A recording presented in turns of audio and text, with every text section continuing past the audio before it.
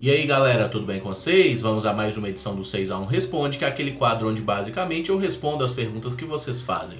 Então eu peço antes de mais nada que você assista esse vídeo até o final para não fazer uma pergunta repetida e que deixe nos comentários o seu questionamento para que eu responda numa próxima edição. Lembrando que o vídeo é feito com o patrocínio do OneFootball, que é o maior aplicativo sobre futebol do planeta com mais de 20 milhões de downloads. Nele você encontra tudo sobre o universo do futebol, né? Notícias de clubes, de seleções, agora que a gente está aí no final de Copa América e de Copa do Mundo Feminina, notícias de transferências dos clubes, também vídeo das partidas, dos melhores momentos e gols. Consegue acompanhar os placares em tempo real, não só das ligas mais famosas, mas de qualquer liga de futebol do mundo que você puder imaginar. Além do OneFootball ser um aplicativo personalizável, você pode definir qual é a sua equipe, sua seleção preferida, e assim receber em primeira mão as notícias, ser notificado quando o time vai jogar, inclusive durante os jogos. Caso você não possa assistir por algum motivo, né, o aplicativo te avisa quando sai gol, por exemplo, e tudo isso é de fato personalizável. Você pode montar o aplicativo de acordo com as suas preferências. E para fechar com chave de ouro, o OneFootball é totalmente gratuito, está disponível tanto para Android quanto para iOS,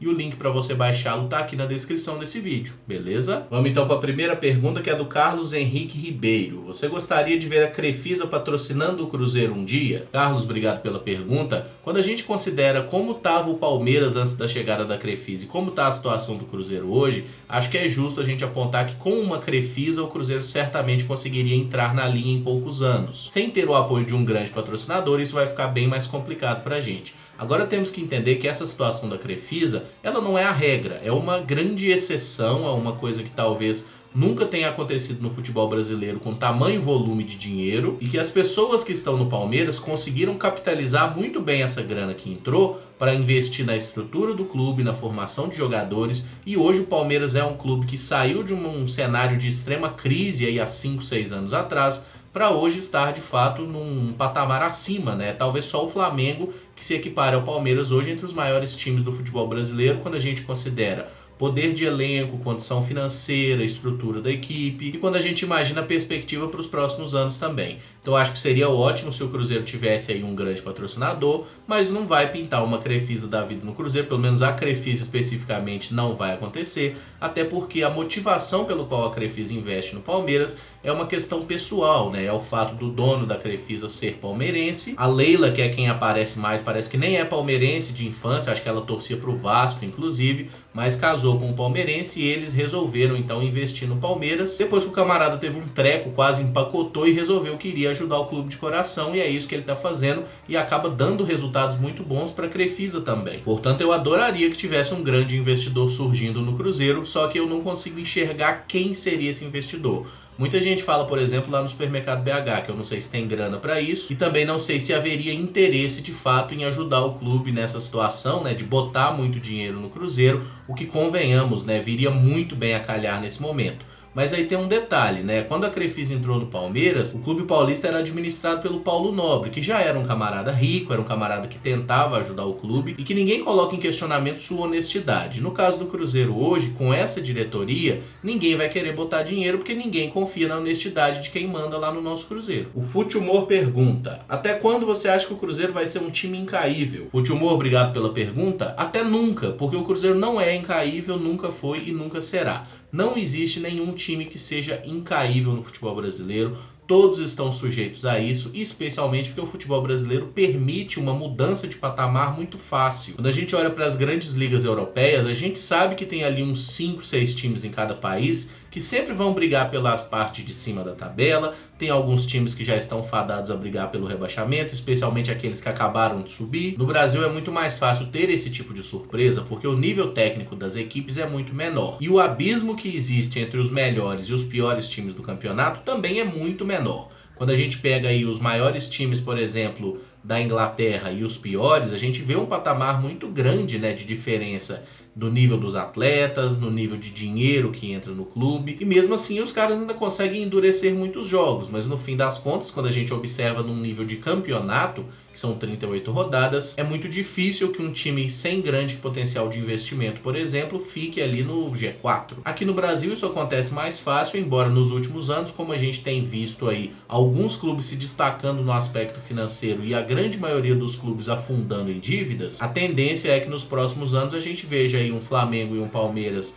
num patamar acima. O próprio Corinthians não consegue chegar nesse primeiro nível porque erra muito administrativamente e tem o estádio que é uma bomba que afunda o Corinthians também para baixo, né? Aquela dívida imensa. Mas eu acho importante que todos os torcedores esqueçam esse negócio de incaível, porque isso só vale na hora de provocar rival. Na prática, efetivamente, não existe time incaível, muito menos no futebol brasileiro. O Ronald Silva pergunta: você acha que o Thiago Neves já pode ser considerado ídolo do Cruzeiro? Ronald, obrigado pela pergunta. Eu sempre considero idolatria uma questão pessoal. Então você pode considerar o Thiago Neves ídolo do Cruzeiro, eu não considerar, e tá tudo certo, porque cada um tem a sua própria visão disso. Particularmente, não é meu ídolo, não é um jogador que eu tenho na mais alta conta, mas entendo que se a pergunta for: o Thiago Neves já marcou seu nome na história do Cruzeiro? Sem dúvida nenhuma, né? São 4 títulos conquistados, valendo ressaltar 2 títulos nacionais, né, 2 Copas do Brasil, e o Thiago sempre foi decisivo nas conquistas. No Campeonato Mineiro desse ano, nem tanto, né, ele praticamente não jogou. Na temporada passada ele faz o gol do 2-0 no jogo decisivo, então o Thiago faz o gol do título. E nas finais da Copa do Brasil, em 2017, ele bate o pênalti decisivo, né, a última cobrança é dele. E na conquista de 2018, o Thiago também tem participação decisiva, fazendo o gol do 1-0 no jogo no Mineirão. Portanto, não há como discutir a importância que o Thiago Neves tem no Cruzeiro, já escreveu seu nome na história do clube. Agora, se você me pergunta se ele é um ídolo meu, aí não. O Daniel Rocha pergunta: qual competição você dá mais valor, Libertadores ou Mundial de Clubes? Daniel, obrigado pela pergunta. A importância das competições em si, eu acho que não tem comparação. A Libertadores é muito mais importante que o Mundial. Mas a sua pergunta tem uma pegadinha embutida aí, que é o simples fato de que para você disputar o Mundial, sendo um time da América do Sul, você tem que ser campeão continental. Então, para jogar o Mundial, você tem que ganhar a Libertadores ou ser campeão, né, do país sede. Mas como o Mundial não é sediado na América do Sul, a única hipótese pra gente é, de fato, ser o campeão da Libertadores. Então, no fim das contas, eu acho que a gente pode dar mais valor ao Mundial simplesmente pelo fato de que jogar o Mundial ou ganhá-lo significa que você já ganhou a Libertadores. Mas agora, quando é para comparar o nível das competições em si, o Mundial não chega perto de uma Libertadores, a Libertadores é muito mais importante. O Roberto Silva pergunta: qual o melhor estrangeiro pós-Sorin? Roberto, obrigado pela pergunta. Fiquei em dúvida de alguns, tá? A destacar aí de Arrascaeta, que teve uma passagem muito marcante, o Montijo, né, jogador que também marcou bastante aqui no Cruzeiro, o Marcelo Moreno, né, que era até poucos dias atrás o nosso maior artilheiro estrangeiro e foi substituído justamente pelo Arrascaeta. Eu acho que esse seria o top 3. Aí a gente tem que considerar, por exemplo, que 2 desses jogadores, Montijo e Arrascaeta, são tecnicamente bem melhores que o Marcelo Moreno. Mas tanto o Montijo quanto o Arrascaeta saíram do Cruzeiro de forma bem conturbada e com uma relação meio estremecida com a torcida. Já na questão do Marcelo Moreno é um pouco diferente, que a toda oportunidade ele tá aí manifestando seu carinho pelo clube, dando aquela cavada para ver se volta pro Cruzeiro agora ou daqui uns anos. Mas tentando fazer uma análise do pacote aí, qualidade técnica dos jogadores, títulos conquistados, relevância nessas conquistas, eu sou obrigado a votar no Arrascaeta, cara. Porque o Marcelo Moreno ganhou título, foi um jogador importante, né? Até na conquista do Campeonato Brasileiro 2014, foi artilheiro de Libertadores lá atrás e tudo mais, é um jogador que eu gosto muito. Mas o Marcelo Moreno, tecnicamente, não é um jogador tão brilhante assim.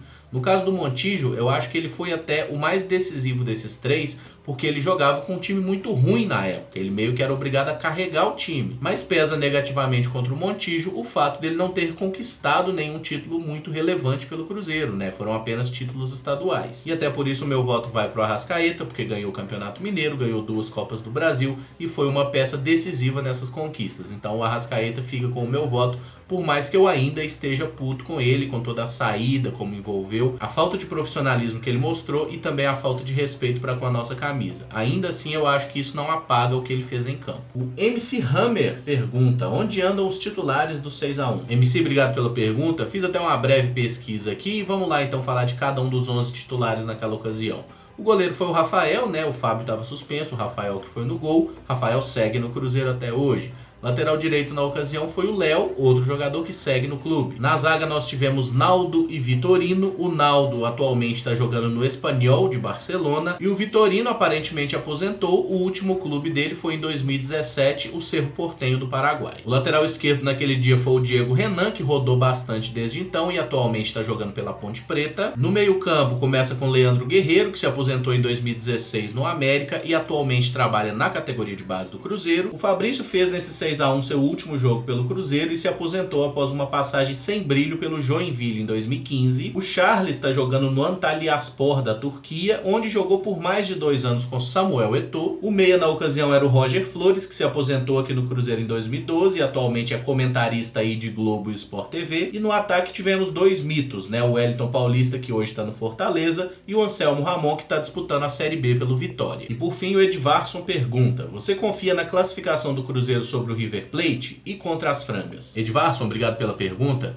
Por incrível que pareça, eu confio sim que é possível o Cruzeiro se classificar tanto na Copa do Brasil quanto na Libertadores, e acho que o grande motivo dessa confiança é o fato de que, embora o clube não viva uma grande fase, em 2017 e em 2018, o Cruzeiro mostrou uma capacidade muito grande de crescer nas partidas decisivas. E mesmo na Copa do Brasil desse ano, a gente sofreu pra cacete contra o Fluminense nos 2 jogos, né? Especialmente no primeiro jogo, mas em casa também foi rabo pra caramba. E mesmo sem ganhar as 2 partidas, no fim das contas o Cruzeiro conseguiu a classificação. E o que eu gostaria de ressaltar com isso é justamente esse poder de se superar na hora H que esse time do Cruzeiro mostrou. Por exemplo, jogadores como o Léo, como o próprio Henrique, que não tem jogado bem, mas que são experientes. Olha o quanto esses caras cresceram nas finais das Copas do Brasil aí dos anos anteriores. E a minha confiança maior é justamente na Copa do Brasil. Na Libertadores eu acho mais complicado, porque o River Plate é um time tecnicamente bem melhor que o do Atlético. Talvez o time do River Plate seja, inclusive, melhor que o do Cruzeiro. O time perdeu alguns jogadores, seja por lesão, seja por negociação.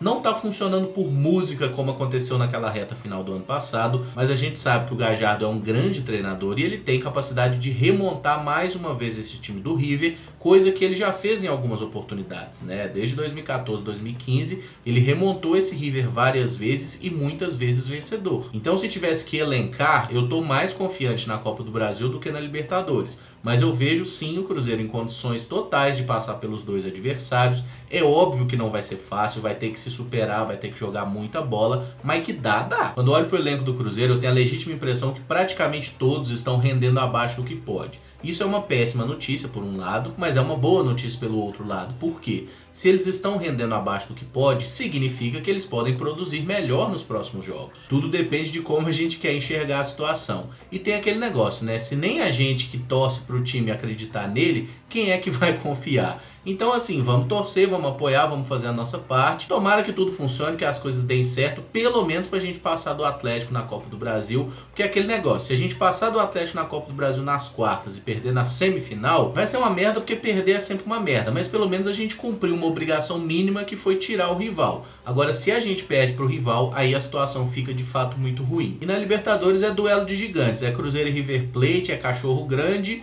De todo modo, um gigante vai cair, seja a gente ou seja eles. Tomara que sejam eles a rachar fora aí já nas oitavas de final, e que o Cruzeiro consiga fazer dessa Libertadores uma fonte de energia aí pro time dar uma recuperada boa nas competições, né? Vamos torcer, cara. Dá pro Cruzeiro ganhar alguma coisa. É improvável, mas dá. Bom, galera, o vídeo fica por aqui. Se gostou, deixa o like, se inscreve no canal caso ainda não seja inscrito e usa os comentários para deixar as suas opiniões sobre cada um dos temas e a sua pergunta para que eu responda numa próxima edição. Beleza? Muito obrigado por acompanhar, um abraço e até o próximo vídeo. Valeu!